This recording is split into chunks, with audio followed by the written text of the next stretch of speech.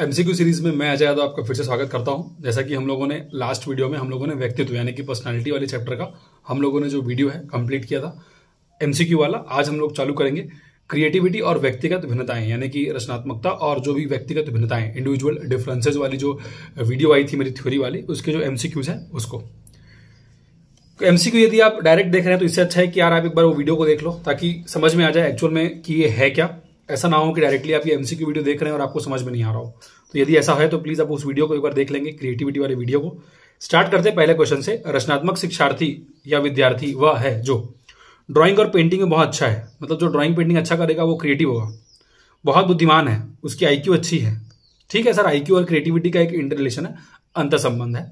परीक्षा में अच्छे नंबर लेके आता है, मतलब होशियार है, वही बुद्धिमान है। चिंतन और समस्या समाधान में अच्छा है। अब यहां पर ना हर एक एस्पेक्ट जो है ना कहीं क्रिएटिविटी से जुड़ा हुआ है, चाहे वो पहला ऑप्शन हो, चाहे सेकंड ऑप्शन, चाहे थर्ड ऑप्शन हो, ये जुड़ा हुआ है क्रिएटिविटी से। क्योंकि सर आईक्यू अच्छी है तभी तो क्रिएटिविटी अच्छी है। लेकिन इन सभी के बीच में एक बेस्ट ऑप्शन आपको लेना पड़ेगा। वो बेस्ट ऑप्शन कौन सा है? वो बेस्ट ऑप्शन है मेरा 4th नंबर वाला, जो कि है चिंतन और समस्या समाधान में अच्छा है। मैंने कहा था क्रिएटिविटी निश्चित समस्या का अनेक प्रकार की अलग अलग समाधान खोजने की एक प्रवृत्ति है, एक प्रकार का नेचर है, और वही मेरा क्या हो जाएगा, वही मेरा क्रिएटिविटी हो जाएगा। तो इसका जो आंसर है वो ऑप्शन नंबर 4 हो जाएगा, ऑप्शन नंबर डी हो जाएगा। रचनात्मक बच्चों के गुण क्या है? वे नैतिक होते हैं, वे बुद्धिमान होते हैं, वे शक्तिशाली होते हैं, वे मौलिक चिंतन करते हैं। अगेन फिर एक शब्द मिल गया, शब्द कौन सा मेरा? मौलिक चिंतन का। अगर वो बच्चा जो है अगर वो मौलिक चिंतन कर रहा है, अगर वो क्रिटिकल थिंकिंग करता है, अगर वो ऐसे निश्चित समस्याओं के समाधान के बारे में सोचता है जिसके समाधान बहुत सारे हो सकते हैं, तब तो मैं कह रहा हूं कि उसके अंदर कुछ ओरिजिनल आइडियाज है सर, वो मौलिक चिंतन कर रहा है। तो यहां पर जिसका आंसर होगा वो मेरा कौन सा जाएगा? ऑप्शन नंबर डी हो जाएगा। ये सभी जो क्वेश्चंस है ये क्वेश्चंस आए हुए क्वेश्चंस है किसी न किसी निश्चित टेट के एग्जामिनेशन में। ठीक है। सृजनात्मक मुख्य रूप से किससे संबंध है? मॉडलिंग, अनुकरण, अभिसारी चिंतन, अपसारी चिंतन। अनुकरण तो है नहीं, मॉडलिंग जैसा कुछ चीज है नहीं। ये मैथ्स पेडागोजी में मॉडलिंग एक टाइप है, मॉडलिंग प्रोग्रामिंग, जहां पर मैं पढ़ाता हूं कि कैसे बच्चों को मॉडलिंग और प्रोग्रामिंग तरीके सिखाते हैं। अनुकरण मतलब है उनका एक्टिंग करना, वैसे होता नहीं है। ठीक है। क्रिएटिविटी में मौलिक चाहिए, कुछ नया चाहिए। आप किसी को देखकर आप मौलिक नहीं कर सकते, ओरिजिनल आइडियाज नहीं ले सकते। अभिसारी और अपसारी चिंतन आपको यदि याद होगा, अभिसारी का मतलब क्या था? मैंने कहा था एक डाइवर्जेंट, अभिसारी मतलब था कन्वर्जेंट थिंकिंग, जहां पर आप बहुत सारे समस्याओं का एक समाधान खोजते हैं, वो आपका अभिसारी चिंतन था। बट क्रिएटिविटी जो है वो अपसारी चिंतन पर, डाइवर्जेंट थिंकिंग पर जोर देता है। यदि आपने मेरा वीडियो देखा होगा तो ये क्वेश्चन इजी रहा होगा कि सर अपसारी चिंतन क्या होता है। ठीक है। उसके बाद अगले और चलता हूं मैं। सृजनशीलता के पोषण के लिए एक अध्यापक को निम्नलिखित में से किस विधि की सहायता लेनी चाहिए? ये भी जो है थोड़ा सा इजी है। एक तो इनमें से सभी लिखा है ना, तो कई बार ऐसा होता है कि 99% of the chance none of the above, और इनमें से कोई नहीं, और आंसर जो होता है वो हो जाता है। ठीक है, बहुत बार होता है ऐसा, लेकिन आज वाले में नहीं है। क्यों नहीं है? क्योंकि व्याख्यान विधि यानी कि लेक्चर मेथड है। लेक्चर देखिए क्रिएटिविटी जनरेट नहीं होगी, लेक्चर विधि है, व्याख्यान विधि समझाने वाला। ब्रेनस्टॉर्मिंग आपको याद होगा, आपको मैंने बताया भी था कि यार ब्रेनस्टॉर्मिंग यानी कि ऑसबॉर्न का दिया हुआ, जहां पर हम उस बच्चे को खुले विचार से सोचने के लिए मजबूर करते हैं, और यही इसका जो है वो आंसर है, ऑसबॉर्न वाला। ठीक है। ब्रेनस्टॉर्मिंग। रचनात्मकता के जनक कौन है? इसका आंसर आपको देना है, रचनात्मकता के जनक कौन है। ठीक है, बहुत इजी है, एक ही ऑप्शन है जो दिख रहा है। क्वेश्चन नंबर 5 जो है भैया, इसका आंसर आपको कमेंट बॉक्स में देना है। ठीक है, फटाफट आंसर एकदम। उसके बाद क्वेश्चन नंबर 6, सृजनशीलता मौलिक परिणाम को अभिव्यक्त करने की मानसिक प्रक्रिया है। उपरोक्त कथन किसको द्वारा दिया गया है? मैं बताता हूं कि इसको बोला गया है क्रो एंड क्रो के द्वारा। ठीक है। परिभाषा को क्या है, बहुत सारा पूछते हैं यार ये लोग, परिभाषा मतलब कौन किसने दिया, ये पूछते ही हैं, इसीलिए इसको जानना जरूरी है। आउट ऑफ द बॉक्स चिंतन किससे संबंधित है? अगेन अभिसारी वाला हो नहीं सकता जब तक कि क्रिएटिविटी की बात कर रही है, केवल और केवल अपसारी चिंतन की बात कर सकता है। तो इसीलिए इसका जो आंसर है वो क्या हो जाएगा यार? वो मेरा हो जाएगा अपसारी चिंतन। ठीक है। अभिसारी वाला चीज क्रिएटिविटी वाले चैप्टर से हटा देना। बुद्धि वाला चैप्टर जब आएगा तब मेरा क्या होगा? अभिसारी चिंतन काम करने लगेगा, क्योंकि बुद्धि के अंतर्गत अपसारी और अभिसारी चिंतन दोनों आ सकता है। ठीक है। बट क्रिएटिविटी के अंतर्गत अभिसारी चिंतन जो है वो नहीं आ सकता है। ग्राहम वॉल्स, जी वॉल्स याद होगा के अनुसार सृजनात्मक चिंतन का प्रथम चरण क्या है? ठीक है, याद होगा कि यार हमने क्या किया था सबसे पहले? प्रिपरेशन। प्रिपरेशन के बाद क्या हुआ था? इंक्यूबेशन। इंक्यूबेशन के बाद क्या था? इल्यूमिनेशन।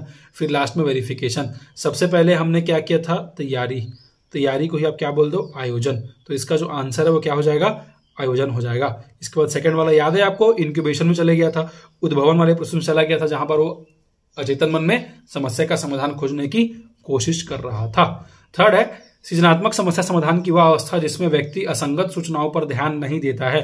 अभी जो मैंने थोड़ी देर पहले बताया कि यार ऐसा एक समय आता है जहां पर व्यक्ति जो है क्या करता है, अपने समाधान, अपने समस्या को अचेतन मन में सोचने लगता है। अब वो दिन भर उसके बारे में प्रत्यक्ष तरीके से नहीं सोच रहा है, लेकिन उसके मस्तिष्क के पीछे वो समस्या अभी भी चल रहा है। इस प्रोसेस को इंग्लिश में बोलते हैं इंक्यूबेशन। याद होगा आर्किमिडीज का सिद्धांत कैसे इल्यूमिनेशन और इंक्यूबेशन के प्रोसेस के बाद आया था, ये वही प्रोसेस है। ठीक है, ये मेरा कौन सा है, ये मेरा उद्भवन है। बुद्धि और रचनात्मकता को में किस प्रकार का सहसंबंध पाया गया है, आपको पता है यार, एक पॉजिटिव है, ऋणात्मक है। आपको अच्छे से पता है ये चीज कि सर इनके बीच में एक पॉजिटिव एस्पेक्ट जुड़ा हुआ है कि दोनों आपस में इंटर रिलेटेड है।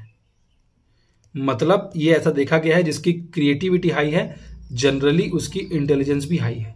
लेकिन इसका उल्टा कि यार उसकी इंटेलिजेंस भी हाई है, उसकी क्रिएटिविटी हाई रहेगी, ये देखने को नहीं मिला है। ठीक है, क्वेश्चन नंबर 11 जो है, सृजनशीलता की पहचान हेतु किसने सृजनात्मक चिंतन परीक्षण का निर्माण किया? तो यार वो टॉरेंस थे। टॉरेंस ने क्या किया था, टॉरेंस ने अलग अलग प्रकार के टेस्ट किए थे, टीन के डब्बों का टेस्ट, वर्गीकरण टेस्ट, सामूहिक वर्गीकरण टेस्ट, ऐसे करके बहुत सारे अलग अलग टेस्ट टॉरेंस ने किया था। टॉरेंस कौन है? टॉरेंस फादर ऑफ क्रिएटिविटी है। ठीक है, सृजनात्मकता के क्या है, पिता है। तो यार टॉरेंस इसका आंसर है। ठीक है, इसमें कोई दिक्कत हो नहीं रहा होगा क्योंकि ये सब चीज मैंने अच्छे से पढ़ाया हुआ है, इसीलिए बोल रहा हूं कि दिक्कत नहीं हो रहा होगा। निम्न में से कौन सा भिन्न है? प्रवाह, विषुणिता, मौलिकता, लचीलापन। व्यक्ति अगेन टॉरेंस के हिसाब से क्रिएटिविटी जो है वो 4 अलग अलग चरण होते हैं। ठीक है, मतलब 4 अलग अलग फैक्टर्स हैं जो डिफाइन करते हैं। तो आपको याद होगा मैंने बताया था क्या चीज, मैंने आपको बताया था प्रवाह बताया था क्या, फ्लुएंसी, फ्लेक्सिबिलिटी, ओरिजिनलिटी, एलाबोरेशन। प्रवाहता, विचारों की, फ्लुएंसी, लचीलापन, ओरिजिनलिटी, मौलिकता, एलाबोरेशन यानी कि विस्तारण। देखो थोड़ा सा अगर आपने केवल ऐसे हल्के में पढ़ा होगा ना तो ये थोड़ा सा डाउटफुल हो गया होगा क्या था करके।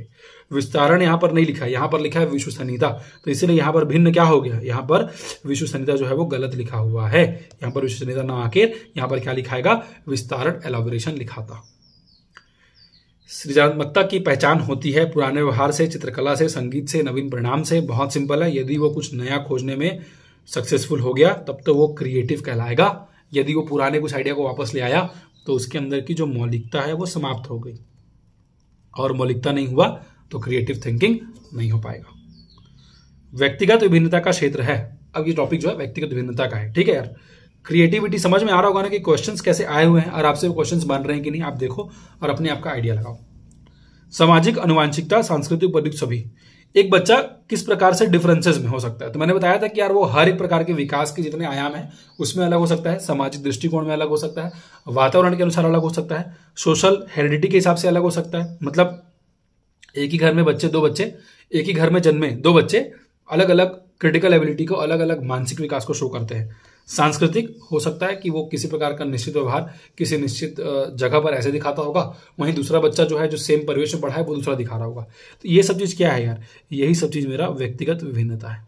ठीक है, व्यक्तिगत विभिन्नता पर सर्वप्रथम महत्वपूर्ण कार्य करने वाले व्यक्ति ये फ्रांसिस गाल्टन है। बुद्धि पर भी इन्होंने किया था और व्यक्तिगत विभिन्नता पर भी इन्होंने ही फ्रांसिस गाल्टन ने किया था, मैंने ये पढ़ाया भी है।